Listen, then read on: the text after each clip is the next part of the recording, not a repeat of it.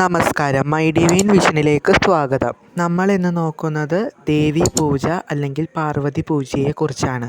അപ്പോൾ നമുക്ക് നേരിട്ട് വീഡിയോ പറയുന്നത് പോലെ ചെയ്യാം. ദേവി പൂജ അല്ലെങ്കിൽ പാർവതി പൂജ നമ്മളുടെ വീട്ടിൽ നടത്തുന്നത് എങ്ങനെ എന്നാണ് ഇന്നത്തെ വീഡിയോ. അപ്പോൾ വീട് നമ്മൾ ആദ്യം തന്നെ ശുദ്ധീകരിക്കണം. നമ്മുടെ പൂജാമുറിയിൽ ശുദ്ധിയാക്കിയ ശേഷം ബ്രഹ്മമുഹൂർത്തത്തിൽ തന്നെ വിളക്ക് കൊള്ളിച്ച് അഗരബത്തി ധൂപം കാണിച്ച് ആരതി എടുക്കുക.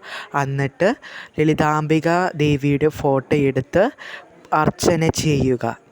പരാശക്തിയുടെ വിഗ്രഹമുണ്ടെങ്കിൽ അതിലും നമുക്ക് അഭിഷേകം ചെയ്യാം, അർച്ചനയും ചെയ്യാം. എന്നിട്ട് ദേവിക്ക് പൂമാല ചാർത്താം. എന്നിട്ട് നമുക്ക് പൂജ തുടങ്ങാം. ആദ്യം തന്നെ ദേവിക്ക് വസ്ത്രം അലങ്കരിക്കാം. ദേവിയുടെ ഫോട്ടോയിൽ മഞ്ഞളും കുങ്കുമവും ചന്ദനവും വെച്ച് പൊട്ട് തൊടുക. ദേവിക്ക് ഫലങ്ങൾ നിവേദിക്കുക. പിന്നെ നമുക്ക് നിവേദ്യങ്ങൾ വയ്ക്കാം. നമ്മൾ ദേവിക്ക് പൂജ ചെയ്യുമ്പോൾ ഓം ശ്രീ മാത്രേ നമ എന്ന് ചൊല്ലി ദേവിക്ക് പൂജ ചെയ്യാം. പൂജ ചെയ്യുമ്പോൾ ലളിതാ സഹസ്രനാമം ചൊല്ലി മാത്രമേ പൂജ ചെയ്യാം. പിന്നെ നമുക്ക് ദേവി സ്തുതികൾ പാടിയും പൂജ ചെയ്യാം.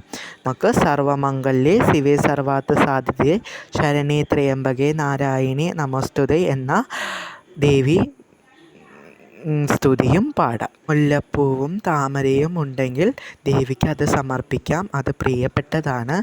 അത് കഴിഞ്ഞ് ദേവിയുടെ ധൂപ ആരതി എടുക്കുക.